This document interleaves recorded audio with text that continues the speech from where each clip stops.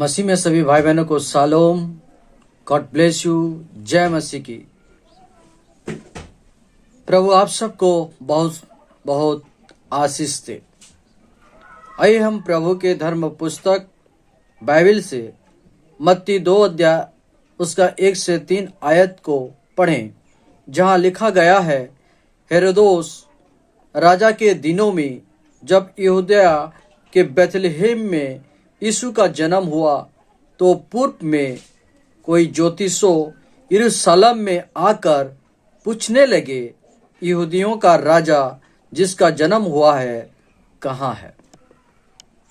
क्योंकि हमने पूर्व में उसका तारा देखा है और उसको प्रणाम करने आए हैं। परमेश्वर इस पढ़े गए वचन पर आप सबको बहुतायत से आशीष दे। मेरे प्रिय भाई बहनों, इन ज्योतिषों ने पूर्व में क्या देखकर यरूशलेम आए हैं या आए थे? पूर्व में उसका तारा देखकर आए थे।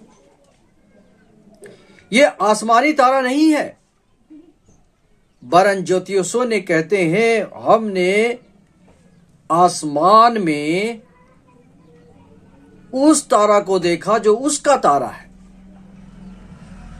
मेरे प्रियो, यह तारा कितना महत्वपूर्ण है। यह तारा उनका मार्गदर्शक बनकर उन ज्योतिषियों को यरूशलेम तक पहुंचाया था। खाली यरूशलेम तक नहीं पहुंचाया, वरन मत्ती 2 अध्याय उसका 9 आयत बताता है कि यह तारा ज्योतिषियों के आगे आगे चला और जहां पर बालक प्रभु यीशु मसीह था वहां पर ठहर भी गया। मेरे प्रियो, यह तारा कितना महत्वपूर्ण तारा था जो प्रभु यीशु मसीह तक उन ज्योतिषियों को मार्गदर्शन कर रहा था। आप जानते हैं, यह तारा जो उन ज्योतिषियों के लिए महत्वपूर्ण था, ऐसा नहीं था आज पूरी पृथ्वी के लोगों के लिए यह तारा, जिसको अंग्रेजी में स्टार कहा जाता है, और उस स्टार को प्राप्त करने के लिए प्रत्येक पुलिसकर्मी बेताब रहते हैं, क्योंकि जितना स्टार उतना बड़ा पोस्ट, उतना बड़ा पदवी। आज बिजनेसमैन करने वाले, होटल खोलने वाले, इन सब को आप देखिए, जो होटल खोलते हैं उसका नाम देते हैं 5 स्टार, 7 स्टार। जितना ज्यादा स्टार उतना ज्यादा क्वालिटी, और ऐसा बड़े बड़े स्टार वाले होटल को बड़े बड़े लोग खाने को जाते हैं। 5 स्टार होटल को जाएंगे लोग खाने के लिए, 7 स्टार होटल को लोग जाएंगे खाने के लिए, क्योंकि वहां का जो गुणवत्ता है उनके हिसाब में बहुत उत्तम होता है। आज बड़े बड़े कंपनी को देखिए, जहां गोदरेज, फ्रिज, एसी, कूलर आदि प्रोडक्ट बनते हैं, वो भी अपने प्रोडक्ट को स्टार का चिन्ह देकर इस्तेमाल करते हैं, क्योंकि जितना ज्यादा स्टार उतना कम बिजली का खपत होता है। कंपनी का ये वादा रहता है। आजकल तो हीरो हीरोइन को भी क्या कहा जाता है? फिल्म स्टार कहा जाता है।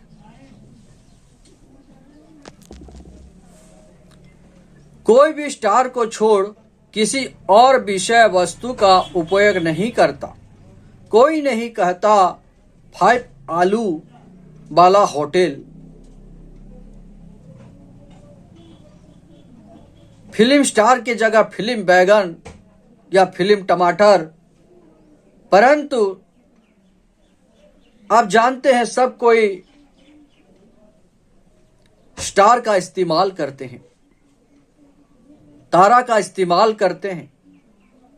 कोई भी इन धरती में पाए जाने वाले विषय को अपने जीवन में लागू नहीं करते, परंतु आसमान में पाए जाने वाले स्टार का, तारा का इस्तेमाल करते हैं। क्योंकि वचन हमें कहता है, तुम नीचे की वस्तु पर नहीं पर ऊपर की वस्तु पर ध्यान दे। और उस ऊपर की वस्तु कितना महत्वपूर्ण है जो दुनिया के लोगों ने भी अपने लिए इस्तेमाल किए।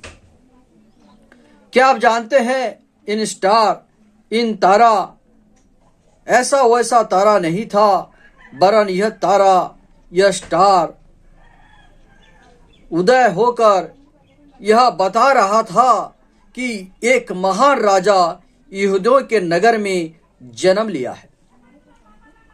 वो सिर्फ एक महान राजा ही नहीं था, वरन आप लूका अध्याय उसका 2 का 8 से 11 आयत बताता है कि स्वर्ग दूतों ने चरवाहों को कहते हैं, हम तुम्हें आनंद का सुसमाचार सुनाते हैं, क्योंकि दाऊद नगर में तुम्हारे लिए एक उद्धारकर्ता का जन्म हुआ है। वो सिर्फ उद्धारकर्ता बनकर जन्म नहीं लिया, वरन लूका 2 अध्याय उसका 25 से 32 आयत में आप देखेंगे तो आप पाएंगे यरूशलेम के मंदिर में शमौन नाम का एक व्यक्ति था जो धर्मी और भक्त था और पवित्र आत्मा से भरा रहता था। और जब उसने अपने हाथों से बालक प्रभु यीशु मसीह को उठाया तो पवित्र आत्मा ने उनके मुंह से यह कहा, 32 आयत में आप देखेंगे, वो कहते हैं, पवित्र आत्मा ओ प्रभु यीशु मसीह अन्य जातियों का प्रकाश रोशनी देने के लिए ज्योति स्टार तारा बनकर और अपने लोगों इस्राएल जाति की महिमा के लिए उसका जन्म हुआ है। वो जो सिर्फ इस्राएल लोगों के लिए आया था ऐसा नहीं है, परंतु वो पूरी दुनिया में जितने भी अन्य जाति के लोग पाए जाते हैं उन सब को रोशनी या प्रकाश देने के लिए ज्योति बनकर या तारा बनकर, प्रभाती या तारा बनकर, भोर का तारा बनकर वो आया था। भले आप लोग कहते हैं ये विदेशी धर्म है, परंतु बाइबल यह प्रमाण करता है कि प्रभु यीशु मसीह अन्य जाति को प्रकाश रोशनी देने के लिए आए थे। रोशनी प्रकाश उनको जरूरत होता है जो अंधेरे में भटक गए होते हैं, जो वास्तविक परमेश्वर को छोड़कर सृष्टि की विषय वस्तु पर लिप्त हो गए हैं। उनको सही रास्ता, सही मार्ग दिखाने के लिए वो ज्योति एक स्टार बनकर वो आए थे। इसलिए ज्योतिषों ने कहा, हमने उसके तारा देखा है। आप जानते हैं तारा में 5 कोना पाया जाता है।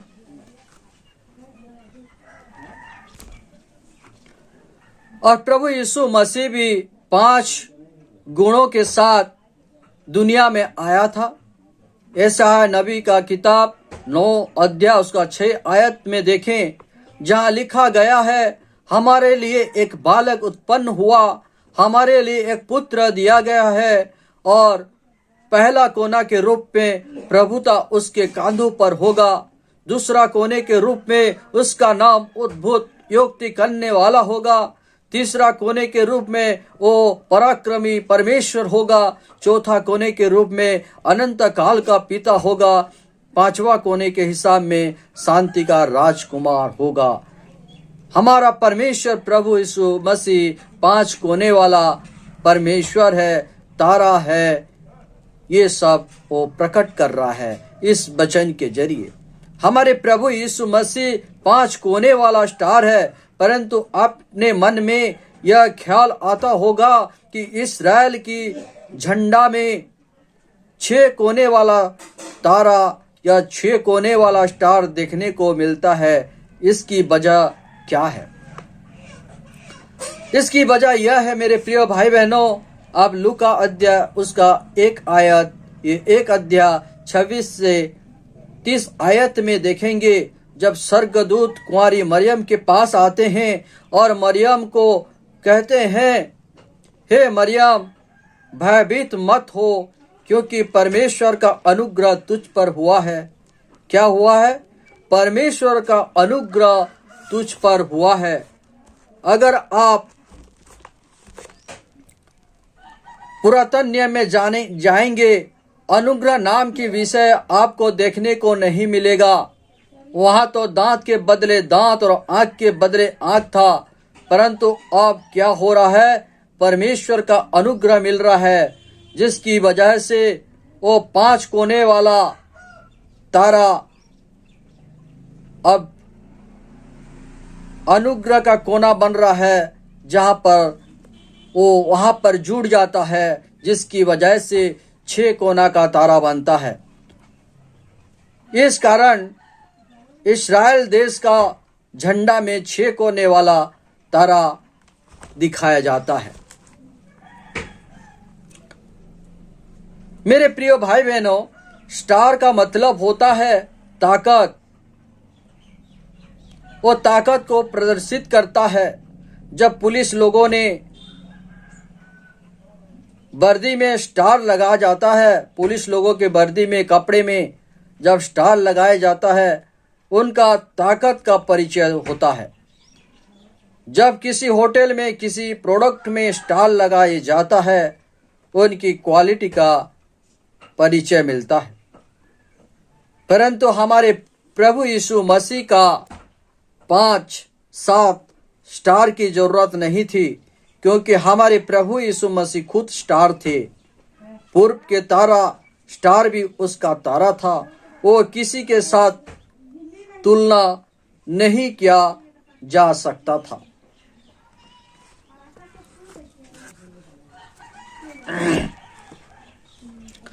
आज लोग जो तारा स्टार धारण करते हैं, उनमें एक दूसरे की तुलना की जाती है।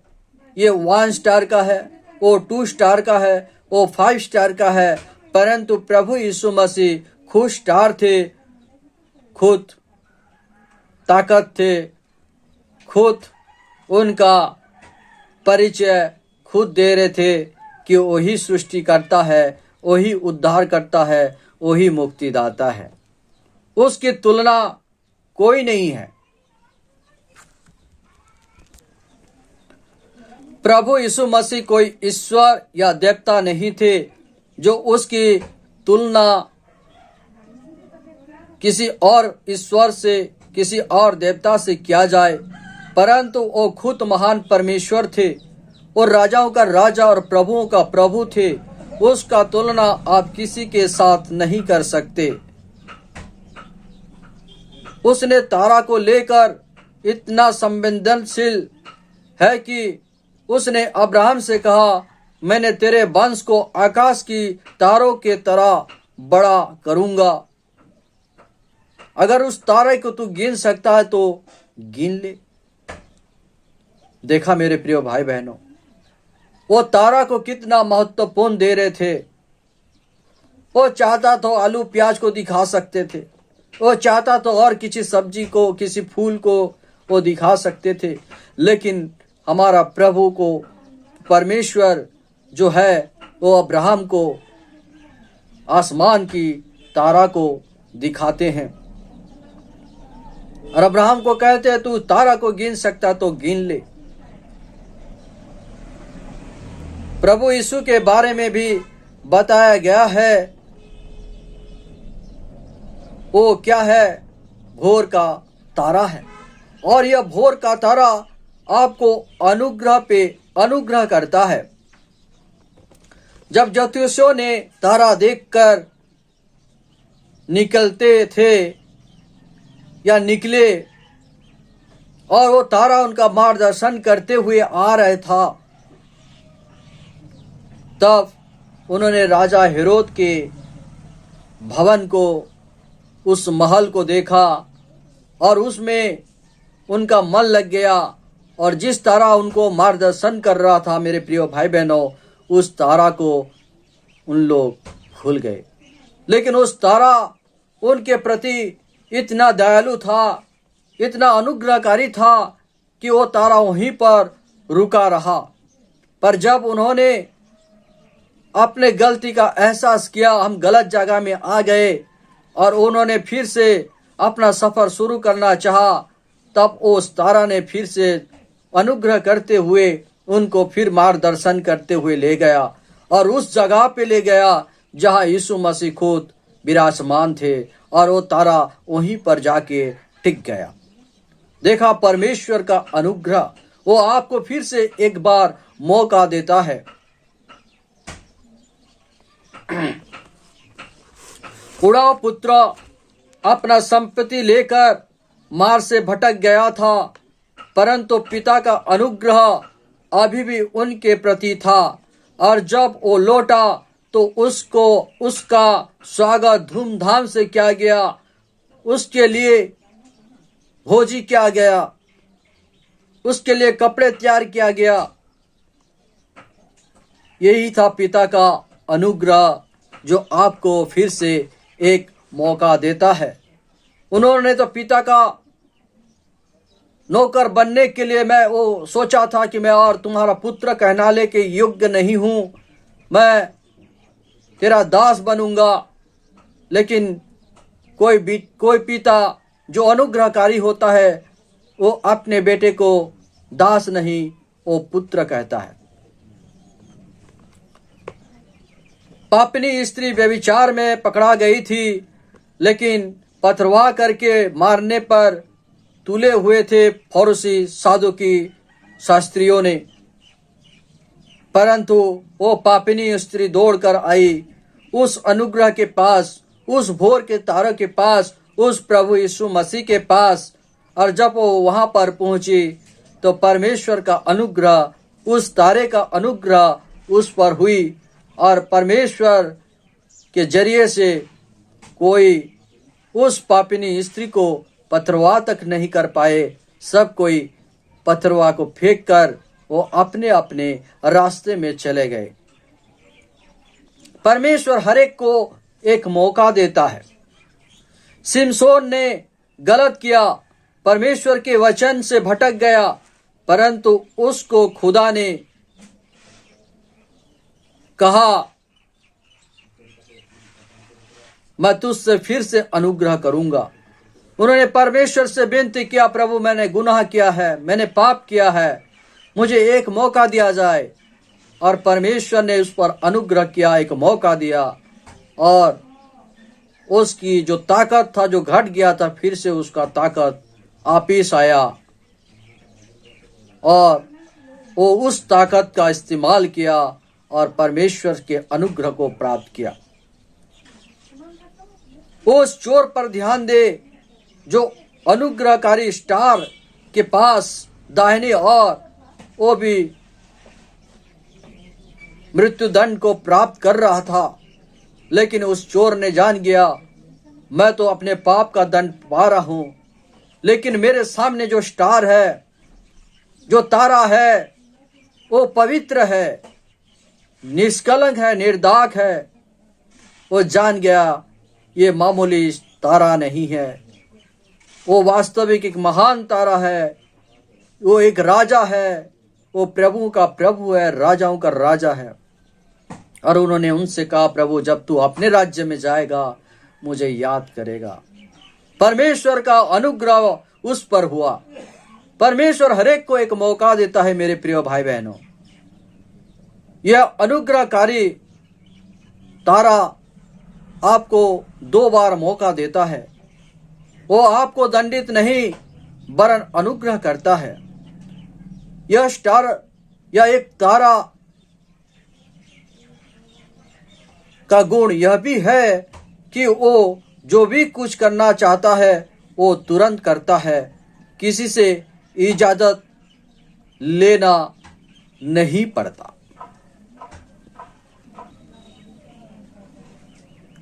यह तारा एक ऐसा तारा है मेरे प्रिय भाई बहनों जो किसी से इजाजत ले उसके बाद वो काम करे, ऐसा नहीं है। जब वो अनुग्रहकारी तारा ने कुंवारी मरियम को चुना, उसके जरिए प्रभु यीशु मसीह को आना था, तो उसके पहले यूसुफ जो मरियम का मंगेतर था उसको अनुमति ले लिया जाए। उसके बाद कुंवारी मरियम के घर में प्रभु यीशु को लाया जाएगा, ऐसा नहीं सोचा गया। क्योंकि परमेश्वर जब कुछ करता है वो किसी का अनुमति नहीं लेता, क्योंकि वो खुद परमेश्वर है, वो खुद तारा है। जब उसने अब्राहम से कहा अगले साल तुम्हारा गोद में एक पुत्र संतान होगा, तो होगा, क्योंकि किसी की वो इजाजत नहीं लेता। अब्राहम नहीं कह सका कि अरे भाई मैं तो बूढ़ा हो गया, थोड़ा डॉक्टर की सलाह ले लेते हैं उसके बाद बोलना। परमेश्वर किसी का सलाह नहीं लेता, परमेश्वर किसी का अनुमति नहीं लेता, वो सिर्फ अपना डिसीजन खुद लेता है। और उन्होंने कहा अगले साल तेरे गोद में एक पुत्र संतान होगा। और अब्राहम को उस बात को, सारा को उस बात को विश्वास करना जरूरी था। जब वो सामुएल को भेजा इसी के घर राजा का अभिषेक के लिए, इसी के सारे फौजी बेटे जो आर्मी में थे, जो साउल राजा के फौजी थे, सभी ने निकल आए और सामुएल नबी सभी के ऊपर उस तेल का अभिषेक करने के लिए आगे बढ़ा।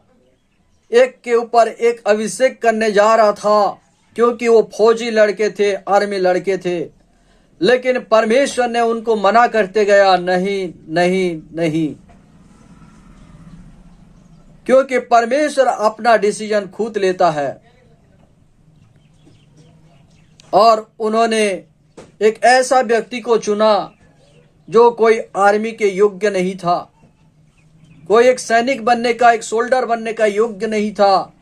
वो तो भेड़ चराने वाला एक चरवाहा था, एक दुबला पतला व्यक्ति था। और परमेश्वर ने कहा उसको तू क्या कर, तेल में उसको उसके सिर में डालकर उसको राजा की अभिषेक कर। देखा मेरे प्रिय भाई बहनों, ये परमेश्वर का निर्णय है। परमेश्वर जो सोचता है, जो चाहता है, वो करता है। मेरे प्रिय भाई बहनों, मैं आज जो बताने की कोशिश किया, मैं उस तारा की ताकत को आपको बताने की कोशिश कर रहा था। उस तारा के बारे में बताने की कोशिश कर रहा था कि ये तारा कितना महत्वपूर्ण है। ये तारा जो आपने देखा मेरे प्रिय भाई बहनों, ये मामूली तारा नहीं था, ये 5 कोने वाला तारा था। परंतु जब उसका अनुग्रह मरियम पर हुआ, उस कुंवारी मरियम पर हुआ, तब ये तारा का अनुग्रह उस 5 कोने वाला तारा के साथ मिल गया। तब वो 6 कोने वाला तारा बना। और इस्राएल लोग, जो उनका देश की झंडा है, वहां पर इस 6 कोने वाला तारा का चिन्ह को आप देख सकते हैं। परमेश्वर आप सबको बहुतायत से आशीष दे मेरे प्रिय भाई बहनों। मेरे कहने का शैली इतना अच्छा नहीं है, फिर भी आप लोगों को मैं धन्यवाद देता हूं। परमेश्वर आप सबको आशीष दे, क्योंकि आपने मेरी इस छोटी सी वीडियो को पसंद करते हैं, लाइक करते हैं, सब्सक्राइब करते हैं। आगे भी मैं उम्मीद करता हूं कि आप ऐसा ही करेंगे और अपने लोगों को, अपने प्रियजनों को इस वीडियो को आप जरूर शेयर करेंगे। परमेश्वर का धन्यवाद हो। परमेश्वर आप सबको आशीष दे। आप जरूर मेरे लिए, मेरे परिवार के लिए दुआ करें, प्रार्थना करें। परमेश्वर आप सबको बहुतायत से आशीष दे। सालो, गॉड ब्लेस यू। परमेश्वर की महिमा हो।